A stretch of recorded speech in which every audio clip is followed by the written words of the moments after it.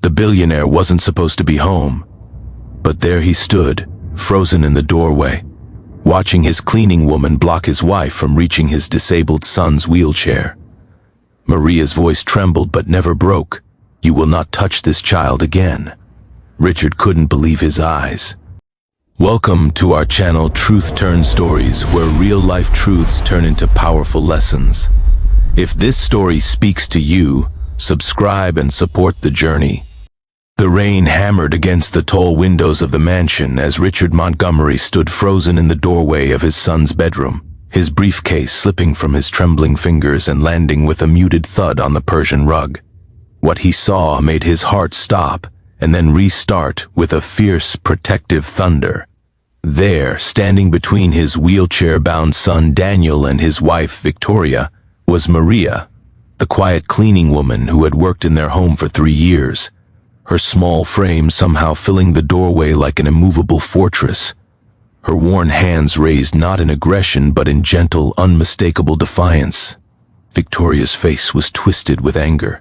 Her manicured finger pointed accusingly at the 12-year-old boy whose eyes were wide with fear, and Maria's voice, usually so soft it barely registered above a whisper, rang out clear and strong. "No, Mrs. Montgomery, I will not let you speak to him that way. Not today. Not ever again."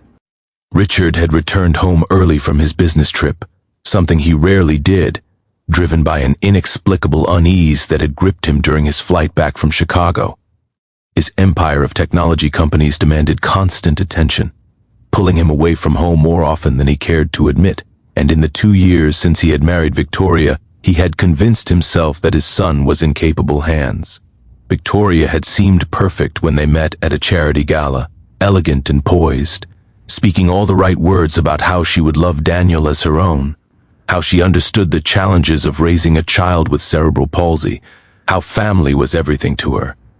Richard had been lonely after his first wife's death, exhausted from balancing single parenthood with running a corporation, and Victoria's arrival had felt like an answered prayer. But standing there in that hallway, watching Maria's protective stance and the terror in his son's eyes, Richard felt the foundations of his carefully constructed new life crumbling beneath his feet. He pressed himself against the wall, hidden from view, something instinctive telling him to wait, to watch, to finally see what had been happening in his absence. Maria's voice continued, steady despite the visible trembling in her shoulders. "Daniel is a child, a beautiful, innocent child. He cannot help that he struggles with his coordination. He cannot help that he knocked over your expensive vase. It was an accident, Mrs. Montgomery.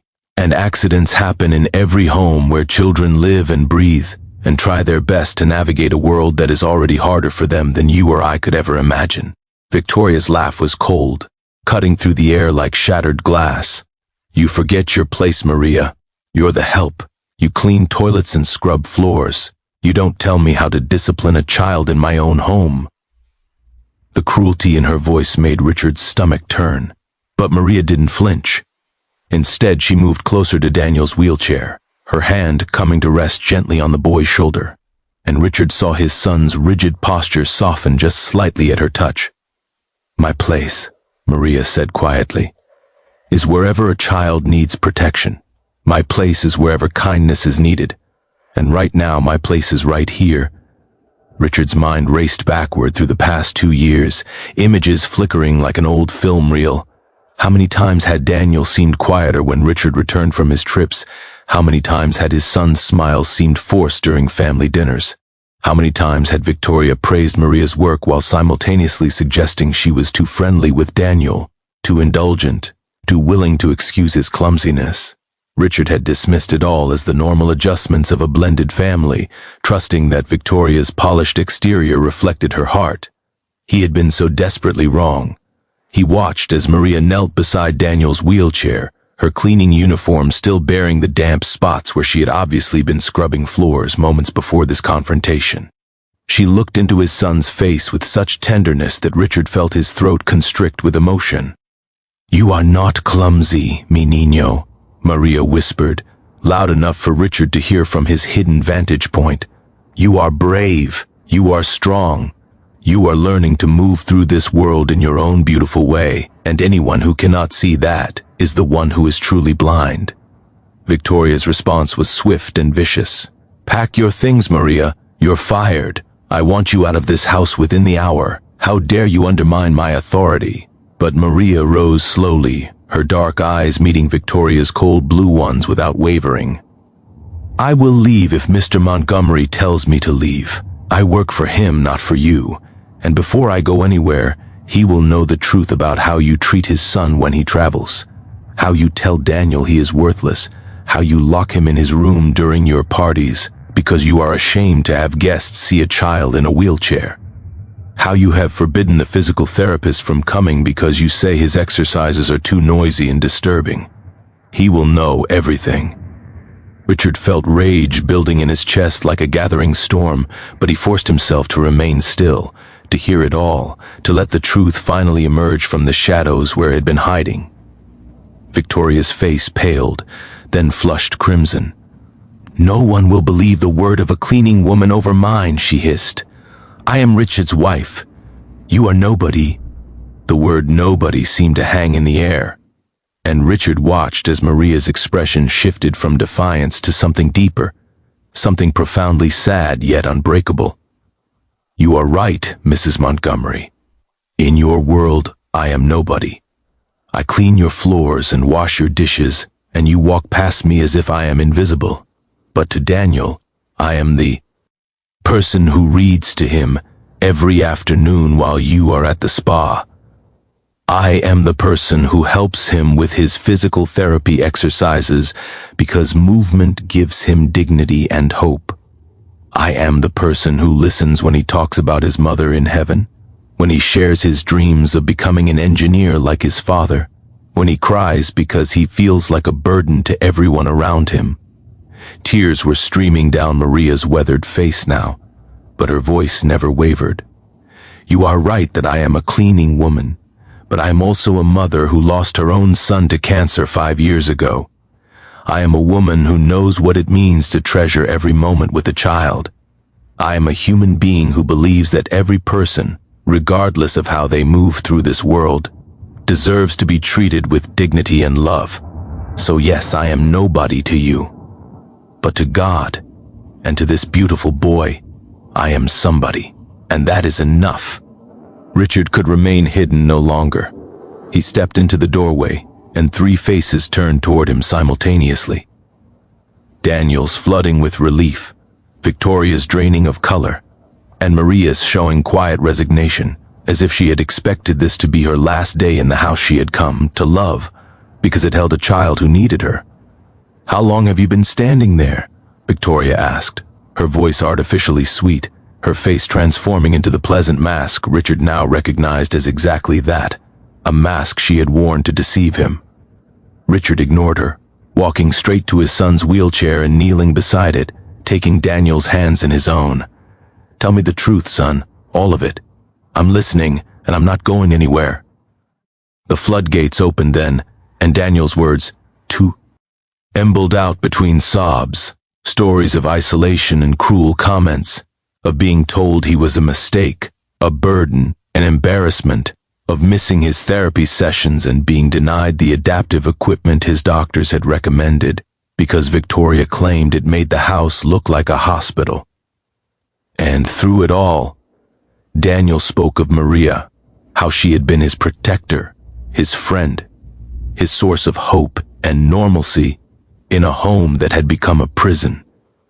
Richard listened to every word, his heart breaking and reforming with each revelation, and when Daniel finally fell silent, exhausted from the release of so much pain, Richard turned to Maria. "Why didn't you come to me? Why didn't you tell me what was happening?" Maria met his gaze steadily. "I tried, Mr. Montgomery. 3 times I asked to speak with you privately. 3 times Mrs. Montgomery told me you were too busy, that I should bring any household concerns to her. I left you a note once, but you never responded. I realize now she must have intercepted it, and I was afraid that you would believe her over me because she is your wife, and I am just the woman who cleans your home. afraid that if I was fired, there would be no one here to protect Daniel. So I stayed quiet and did what I could, loving him in the small moments, trying to be a shield when the words came like weapons. Richard felt shame wash over him, shame that he had been so absent, so trusting, so blind to his son's suffering. He stood and faced Victoria, seeing her clearly for perhaps the first time. "Pack your things," he said, his voice cold and final. "My attorney will contact you tomorrow. This marriage is over." Victoria's composure cracked completely to "Hen," her voice rising in desperate justification. "You're going to believe her over me? I've given you 2 years of my life. I've attended your business dinners, managed your household, played the perfect wife." Richard shook his head slowly. "You've played a role, Victoria, but you failed to do the one thing that mattered most. You failed to love my son. You failed to show basic human kindness to a child who lost his mother and just wanted to be accepted. And in doing so, you've revealed exactly who you are. Someone who sees people as nobody based on their job, their physical abilities, their usefulness to your image. I don't want that poison anywhere near my son or my home." He turned to Maria, whose face showed shock at the sudden reversal of fortune. "Maria, would you please stay with Daniel while I ensure that Victoria leaves the premises? And tomorrow, you and I need to have a very different conversation about your role in this household." The next morning, after a sleepless night spent holding his son and apologizing for his blindness, Richard sat across from Maria in his study. The rain had cleared, and autumn sunlight streamed through the windows, illuminating the nervous expression on the cleaning woman's face. "I want to apologize," Richard began, and Maria started to protest, but he held up his hand gently. "Please, let me finish. I hired you 3 years ago to maintain my home. I paid you to clean and organize and handle household tasks. But you gave my son something far more valuable than clean floors or organized closets. You gave him love when he felt unloved. You gave him protection when he was vulnerable. You gave him dignity when someone tried to strip it away. You did this not because it was in your job description, but because you have a good heart and you recognized a child in need." He slid an envelope across the desk. "This is not payment for cleaning services. This is a scholarship fund I'm establishing in your late son's name for children with disabilities who want to pursue education in science and engineering. I'd like you to help me administer it." Maria's eyes widened as she opened the envelope and saw the amount, tears immediately spilling down her cheeks. "Mr. Montgomery, this is too much. I cannot accept this. I did not help Daniel for money or recognition. I helped him because it was the right thing to do, because he reminded me of my own boy, because love is what we are meant to give freely in this world." Richard smiled, the first genuine smile he had felt in days. "I know you didn't do it for reward, Maria. That's exactly why you deserve to be honored. But there's more. I've also reconsidered your position in this household. I don't want to employ you as a cleaning woman anymore." He watched her face fall, the fear of unemployment crossing her features, and he quickly continued. "I want to employ you as Daniel's full-time companion and advocate. Someone to coordinate his therapies, support his education, and most importantly, continue being the loving presence in his life that you've already been. The salary will reflect the true value of what you do. I've also arranged for a professional cleaning service to handle the housework. Your job, if you choose to accept it, is to love and support my son." Maria covered her face with her hands, her shoulders shaking with sobs of gratitude and relief. When she finally looked up, her weathered face was transformed by joy. "I would be honored, Mr. Montgomery. There is nothing in this world I would rather do than help Daniel grow into the amazing man I know he will become." Richard felt his own eyes filling with tears. "Thank you, Maria. Thank you for seeing him when I was too blind. Thank you for standing up when it would have been easier to stay silent. Thank you for being exactly who you are." Over the following months, the Montgomery household transformed completely. Daniel flourished with consistent therapy and educational support, his confidence growing as he pursued his passion for technology and engineering. Maria moved into a suite in the house, becoming not just an employee but family, her wisdom and warmth filling spaces that had been cold and empty. Richard restructured his business travel, using technology to stay connected and refusing to be absent from his son's life. And together the three of them built something beautiful from the ashes of pain and deception. On the first anniversary of that rainy day when everything changed, Richard stood in Daniel's room watching Maria help his son with a robotics project they were building together. Their laughter filled the space, easy and genuine, and Richard marveled at how close he had come to losing this, to missing the truth, because he had judged people by their positions rather than their hearts. He thought about Victoria, who had seemed perfect on paper, but had been hollow where it mattered most. He thought about Maria, who society might dismiss as just a cleaning woman, but who had proven to be a guardian angel in disguise. And he understood then, with a clarity that reshaped everything he thought he knew about value and worth, that the most important people in our lives are rarely the ones with impressive titles or social status. They are the ones who show up with love when love is needed most. They are the ones who protect the vulnerable without seeking recognition. They are the ones who see past wheelchairs and job titles and social hierarchies to the fundamental truth that every human being deserves kindness, dignity, and respect. The lesson Richard learned, the one he would carry forward and teach his son, was this: never judge the worth of a person by their position in life, but by the size of their heart and their willingness to stand up for what is right, even when it costs them everything. Sometimes God sends angels into our lives, wearing cleaning uniforms and carrying mops, speaking with accents and working jobs that society overlooks. Sometimes the most powerful love comes from the most unexpected places. And sometimes the greatest gift we can give our children is not wealth or status, but the example of recognizing goodness wherever it appears and honoring it accordingly. In Maria's courage to risk everything to protect a child who was not her own, Richard found a mirror, reflecting his own failures and a roadmap to becoming better. In her willingness to love Daniel simply because he needed love, he discovered what true family actually means.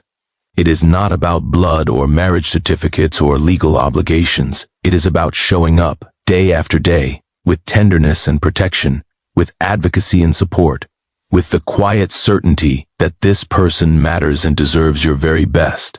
That is the kind of love that changes lives. That is the kind of love that transforms houses into homes.